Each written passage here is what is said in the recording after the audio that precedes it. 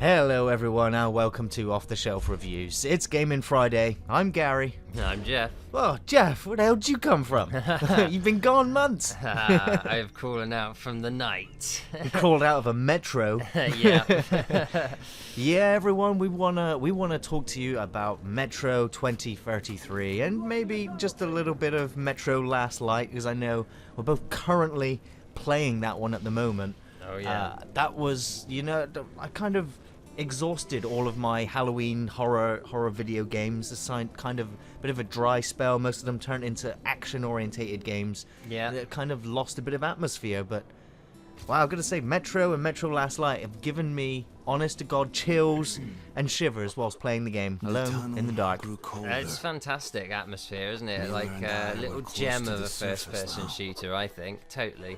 Soon we would climb. Bit nice and different because it's, like all Russian culture kind of type thing. Russian sort of all Russian communist themed stuff, like rickety old shitty rusting metal.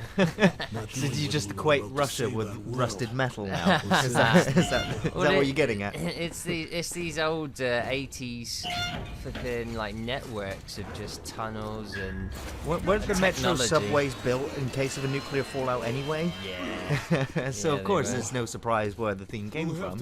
Of course these series of games have been based off a series of books. I think there's 3 books in the series of Fallout. I'm not even going to try and repeat the author's name. I think it was Dmitry Gulagovsky or something. something. Dmitry something. Now, he wrote a series of books, and they have, of course, been adapted into these games. The first game, this Metro 2033, we're looking at the Redux right now, Yeah. but the original was released back in 2010. That was when THQ was still around. THQ. It was also published by Deep Silver, Yeah. and they were the same publishers as the Dead Island series of games. Oh yeah. But the game was actually made by 4A Games. And 4A Games were founded back in 2005. They're a Ukrainian company. Right.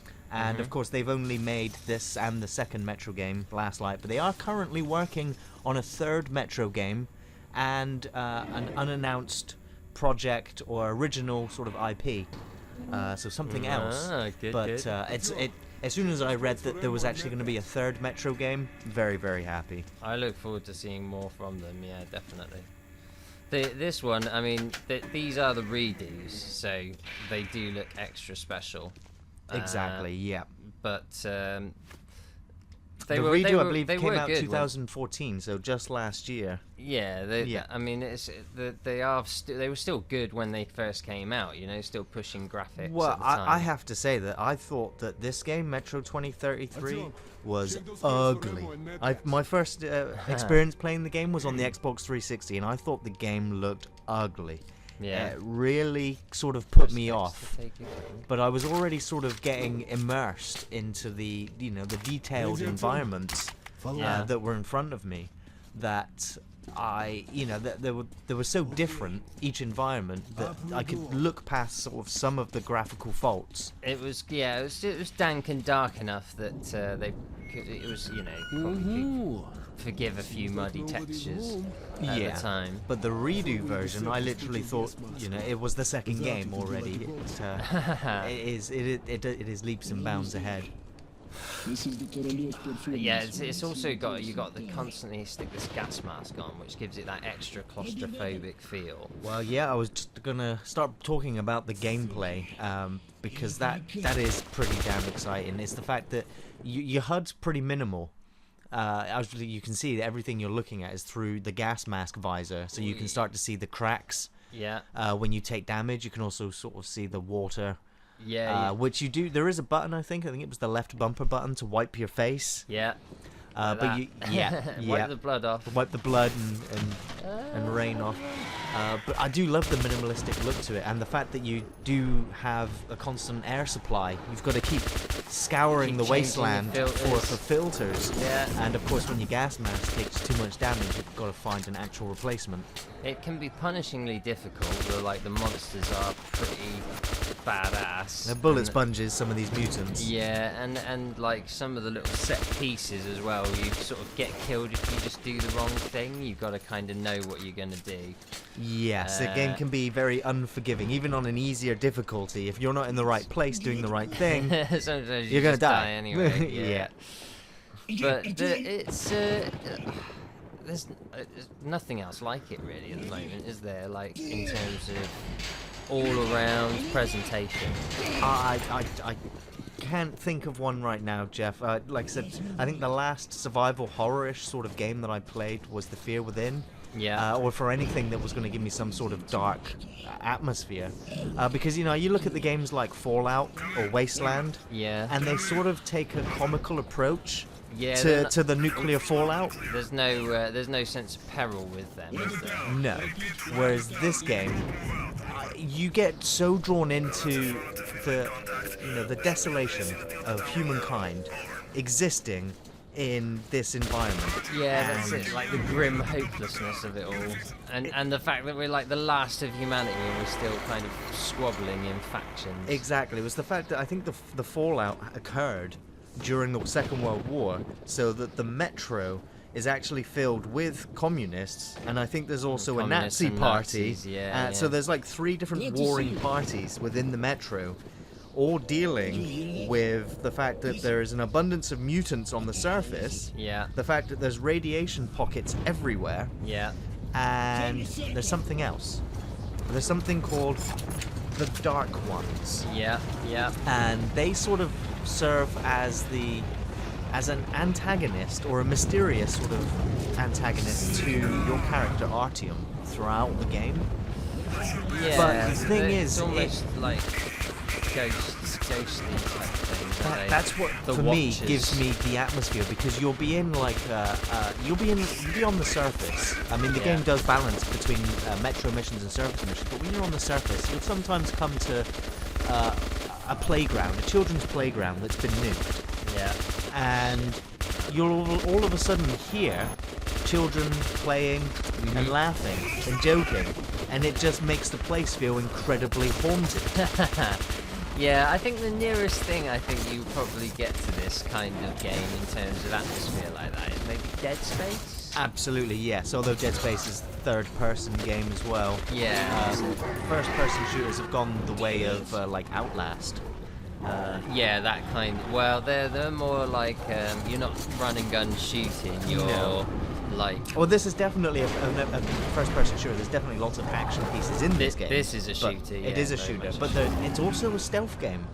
and a survival game. And Actually, it's also a probably survival game. It is indeed. It is such Life was a never brilliant easy in the meld of all of those subgenres. Yeah, it it's was got that kind of Deus Ex thing, isn't it? Where There you was can comfort choose in to its go through routines, stealthily, or you can seeing the choose to same go people through Guns blazing. guns And- blazing, and there's a bit of a But since karma the mutant dynamic. Well, I was going to from off the back of that. jumping to the moral points system. Yeah. So this game has 3 different possible endings, never have depending Right. on your moral compass Oh. as you play the game. 3 endings. oh, So, okay. I mean, I know the game's been out for a little while now, so should we talk about endings? Oh, I don't know. No, I don't No, reckon. probably shouldn't. No, because I think there's plenty of people who haven't yet played this game, and Okay. it's definitely a treat. Exactly. Yeah, Well, yeah, the story is really progressive as you go through the game. The more you're listening to the environment and the passers-by, Mm-hmm. you know, you start to learn more. That's one of the great things about this game as well, is that the design of it has given you the ability to engage with the world as much as you like. Yes. And it's not all just done in stuff you can read. You know, like how you kind of get, oh look, I got these notes. Wicked or last, I see. books. I'm just going to Hunter's on read his all way these in. You notes should have and news books, from the other like stations. with Come the on. Deus Ex kind of sort of theme of things. You pick up all these like pads and stuff. Yeah. But this is different because the way you pick up most of the information about what's going on in the world is actually by eavesdropping on people. Yes, just being in the world. Just Yeah. being in the world, and as you get to certain places like this, you'll just sit and listen in on conversations, And that's how you pick up on the politics on the world and how the sort of thing's been. There are bits and pieces to read, like you do have little Metro notebooks that kind of give you some narrative as well. Yeah, Artyom sort of keeps a diary of events, and so he always scrawls down sort of the things that happen to him. Yeah, that's it. But you can, largely it's not excessive amount of text to have to read. No, there's and that, I will say the text is for me was purely optional. I didn't like reading that much because the characters are also brilliantly voice acted. Yeah. I'll also say that I'm pretty sure there was an option to turn it to just pure Russian dialogue, so Russian voice acting and English subtitles, which I will say I did not do. Yeah. Because I enjoyed their Russian accents in English. Yeah. I thought it worked really well. See what The illusion was never broken. Yeah. You felt like you were in Russia. Yeah. This is it. Like, I mean, look at this place. Like, they do disheveled like no other. Yes, and I mean, I'm gonna say for the second game, it does all of these small set pieces that are in the Metro, and you're just sometimes you're just sort of on the rails, just moving through these environments, just taking stuff in. Yeah. The second one has a few more open areas, and there's a few more. I'd say it's a more alive. You get a much bigger feeling in the second game of how life is continuing in these metros. Yeah. There you go. There's your first notes that you might pick up, and that'll give you some indication of the story. But they're never more than 2 pages. I will say it's a very faithful adaptation of the books as well. Yeah. So I mean, a lot of the characters, their motivations, and sort of their feelings are all put through into the game as well. But obviously, if you've read the book, you'll be much more aware of what's occurring to your character of Artyom throughout the game. Yeah. So you'll have some sort of insight as to what's actually going on. Get a lot more internal monologue, because I guess Artyom is not entirely silent in the book. Is that right? That's correct, yes. Yeah. But he is entirely silent in this. Yeah. To a point where it's almost funny, because they talk to you and ask you questions and you just don't reply. And they're even like, "What? You got nothing to say?" You're like, I have got plenty to fucking say, just can't say it because my character's dumb for some reason. So, I mean, like in the literal sense of the word. I had a problem with Isaac in the first Dead Space game where he didn't say anything. Yeah. And yet, he did become a much bigger character in the second and third games. But Artyom does speak in the loading screens, in the transition screens. He sort of narrates his thoughts on what his next objective is going to be. Yeah. But he never actually talks to anybody in the world. No. It's been a long time, Hunter. Yeah, so you just. But I mean, constant eavesdropping. I didn't find it an issue because I like my lead characters to have a personality. I like them to be able to communicate what they're feeling and saying to the characters in front of them. Yeah. But I never really noticed it was lacking in this game. It really works. So there is the argument that it can go both ways still. Yeah, I mean, it's like Half-Life 2, like Gordon Freeman never says anything, but you don't really notice it because you are just kind of engaging with the set pieces. Exactly. And that is kind of the thing with this. It is kind of set piece to set piece. It is an excellent single-player experience, Yes, thankfully, there's no multiplayer. Yeah, it was just, we're making a solid single-player game. Yeah. It's kind of rare these days. Yeah, that's it. I mean, I had hopeful things for Battlefield Hardline, but that just looks cheesy and shitty. And, like no real kind of grind and atmosphere to it. So yeah, this has got real character and got real atmosphere, got real peril, sense of peril, like you say. The horror elements are real. Yes. It's the hospital. They smell the blood. He's got a gremlin on his face. There's a gun in there somewhere. There we go. There is indeed. You've got 34 rounds. And it's also worth noting that money doesn't exist in the Metro. No. Bullets are currency. Bullets are currency, so every missed shot, wasted currency. Wasted money. I have to say, I've played it on Ranger mode? Not Ranger, just the hardcore mode. Right. But yeah, there's plenty of bullets around, really. it wasn't much. It gets to have to worry reduced. about. It gets reduced on Ranger mode. It's Ranger mode where it starts to be you really pinching. And That's stuff. where you're going to need all your stealth tactics to get around. Yeah. But like I said, even with the morality system, you don't want to be stealing ammo or bullets from people.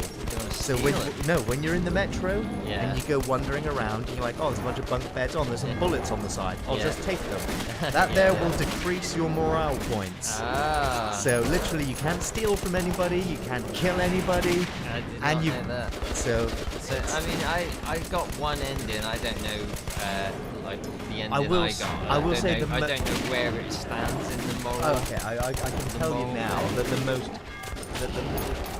ending that the second game starts with is canon with the books. Right. You alright? How it happens is slightly different, but more or less the same. Yeah.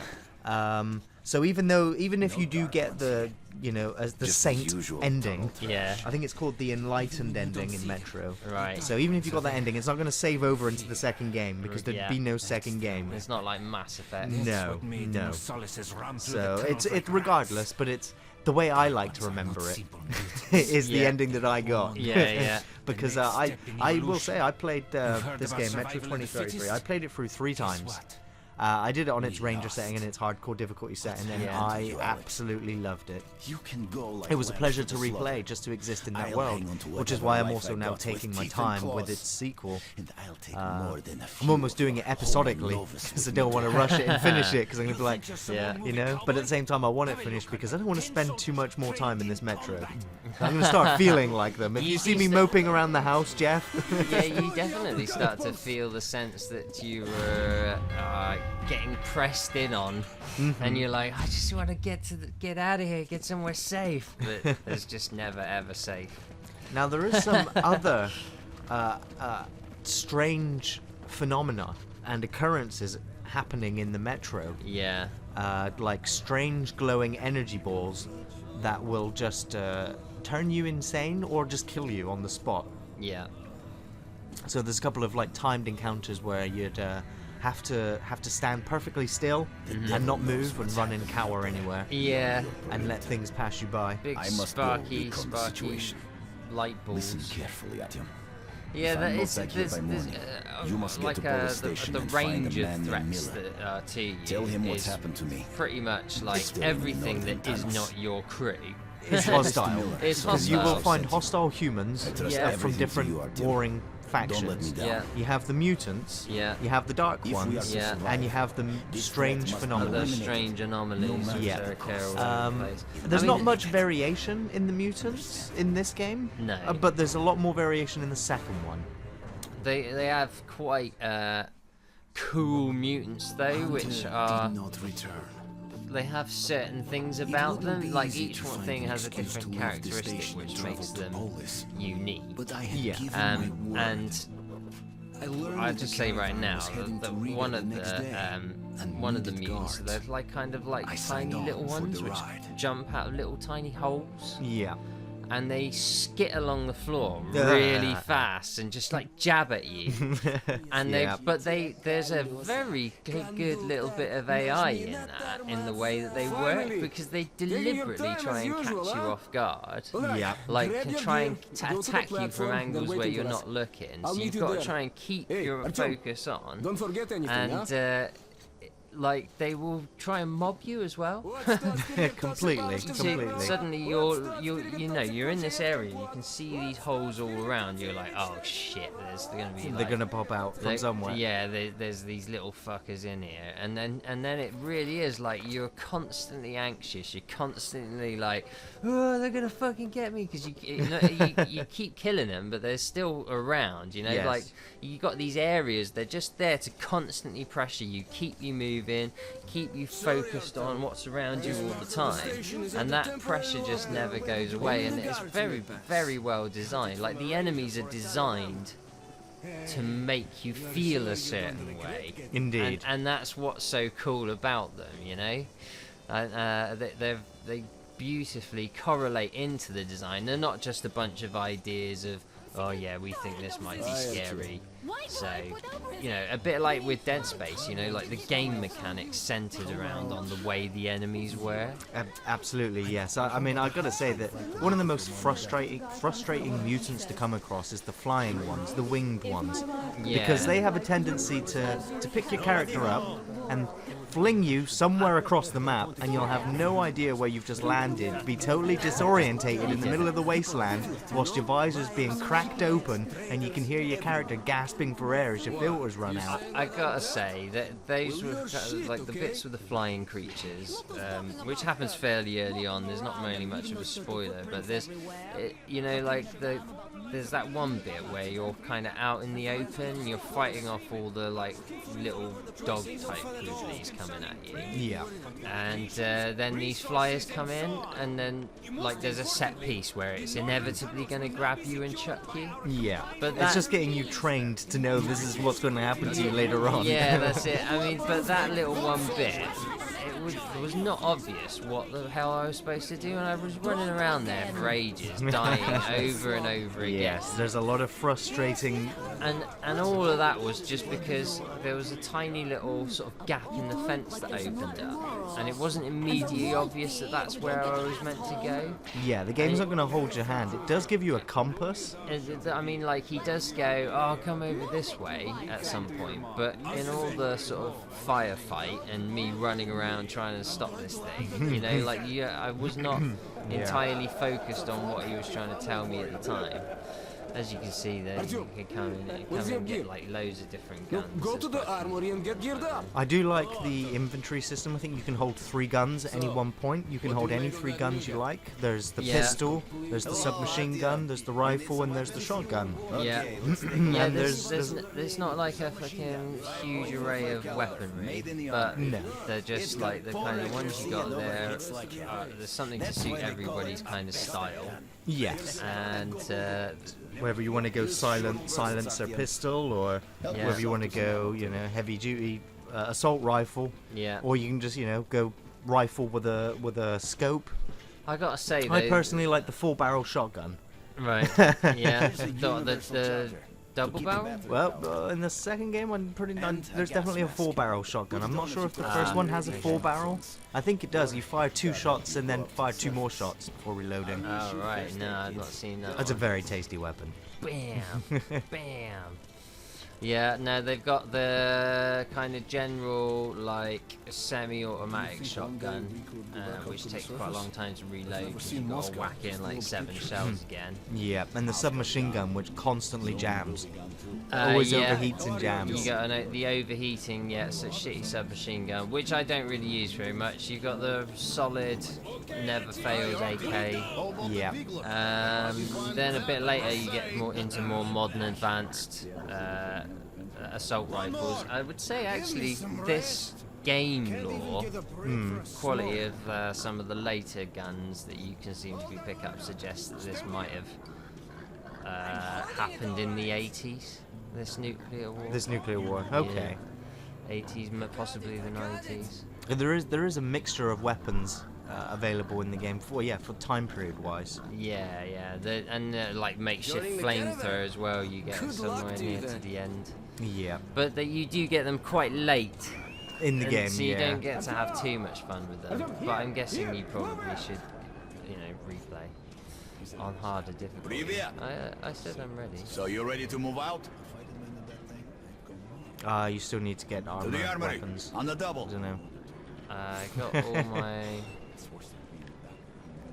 got all my mask and things. Oh, I gotta go in here. Now go get geared up on the double. You got 1 minute.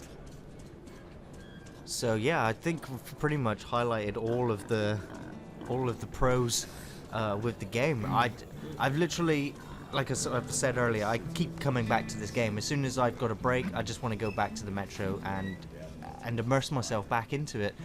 It's relatively cheap at the moment. I know both games have been available as freebies at some point, which is where I picked mine up. But I think the redo versions or the Redux versions are going for about £10 each. But Steam regularly has them on sales. Or a PC, you should get the redos. Yeah, absolutely. Because they are like much nicer. And they add to it as well, the extra lighting effects and all the extra particle effects and the nicer textures and stuff. Yeah. It definitely adds to it, like it gives the game more. There's nothing to be gained by playing the hero, so stay clear of trouble. So I highly recommend this game. I've not finished Last Light yet, but Metro 23 was excellent, and Last Light is its equal. Well, it really was critically well received. I don't know if it it was definitely a financial success as well, especially coming from a new studio, which has garnered them enough to continue making these games. So there's definitely an audience out there for it. I think there needs to be a bigger audience for the Metro games. I know that the first game was a little bit glitchy and buggy, and it put a lot of people off. But I highly recommend if they don't even go back to the first one, they definitely pick up the second game, because it has such a level of sheen and polish to it that really makes it an enjoyable experience. I've not had any of the frustrating set piece problems with the second game that I had with the first one. With not knowing exactly where to go, or it not being too obvious, because the compass could sometimes lead you off track to where you actually need to be going. Oh yeah, that's right. The compass, that in the bottom little right corner green there now. arrow there. Sometimes, if you've got a lot of elevation, like elevated areas, Or sealed off areas that you need to go around, It it can won't be necessarily tell you that you need to. It will just point in the vicinity of your actual objective, it not can the be way around to it. a monstrous pain in the ass. Yeah. Trying to figure out exactly where the hell you were meant to go. But the first game, its average scores were 7 out of 10s to 9 out of 10s from sort of Steam, IGN, and GameSpot and things like that. The second game, it was better received, but the scores again still did vary from between 7 and 9 out of 10. Yeah, I mean, I would give this definitely a 8.5. The first one, yeah. Yeah. Yep. I think, you know, I think that's a solid score, really, Jeff. I honestly would also give Metro 2033 an 8.5 or an 8 out of 10. If I was just going to round it off, it'd be an 8 out of 10. Yeah. Obviously, I didn't play the Redux, but I have watched you play a lot of it, and I was spellbound just looking at the visuals again. Yeah. Just blown away. I'm still playing the second game, as I've said twice, 3 times. Yeah. And I would give that one a 9 out of 10 at the moment. For me, it's been one of the most compelling games I've played this year, and you know, when I turned the game off. When I turned the game off for the first time, I forgot that I was playing on my 360 and not on my Xbox One. Oh yeah. So it was like, wow, it's got everything. It's got everything that you want in a first-person shooter. You got your stealth moments, you got your monsters, you got your atmosphere. Yeah, I mean, first-person shooters. So I think that they're not really getting a lot of love in terms of single player anymore. No. You know, like, I think there are a lot of effort. There's a lot of time and effort goes into producing these things, and I think publishers are just like, oh, why do we want to do that when we could just do make Call of multiplayer? Duty, whatever. Yeah, Call of Duty, whatever, and try and get into esports, and like they're just gonna follow wherever they think they can get the most money. Yeah. And so these like artistic single-player pieces are getting either a lot shorter. Yeah. Because they're being done by indie developers, and they're just becoming like a lot more kind of artsy-fartsy rather than like lovingly created, like movie-style pieces. Indeed. So I think these kind of like gems like Metro, gems like even Wolfenstein, the latest Wolfenstein, you know. Very different kind of feel to this game. Yeah. But, that was actually a pretty kind of cool single-player experience. And I think they're going to sort of start dwindling. They definitely because as a shooter, you'd think maybe as a similarity, I'd just think of like Doom 3. Where it's all about atmosphere, where it's still, an action game. There's no real stealth elements to Doom 3. Um, No, that's it. But I mean, like, ever since Half-Life, really, it's all been you know, about it's an all environment. been about the first-person shooter single-player experience. So, You know, where we you had from? a Yes, long way back run away from, yes, through until the the late 90s and the multiplayer noughties. era. Yeah, with those games. until the internet Yeah, the really market sort is of right next to exploded. Riga, and that's a Yeah, big it was metro already. multiplayer. Which is why I'm I used to make excited for regular more trips to Metro Polish, games but getting there now in the requires a future. lot of luck. So if you've never played the Metro games, but you've thought Hansa about it, connects to the take whole it from metro us. and has a lot of It's stations. worth going and having a look But at and doesn't having a welcome playthrough. outsiders. Yeah, if you're a single it's player, not if you're a outside, first-person shooter person, the this is a Reds, must play, Nazis, or really. your If you regular enjoy a bandits. single player, These guys are really going at it lately. it is If one they're of not the fighting best. everyone else, Definitely, they're warring with hands each other. down. Yeah. Alrighty. Just want to say thanks for watching, everyone. We'll be back next Friday with talking about another game. Yeah. In the meantime, our film reviews go up on Thursdays. You can find us on Facebook, on Twitter, and on Patreon. Thanks for watching, everyone. We'll catch you next time. Take it easy. Bye. Military caravan got stuck near Alexeyevska. A tunnel collapsed or other shit. You have to use the service tunnel bypassing Alexeyevska. Fuck, I hate this tunnel. All right, Peter, open up the gate. No point being stuck here forever. Why? Well, what's wrong with that tunnel? Well, it's an ordinary tunnel. Not as well lit, maybe.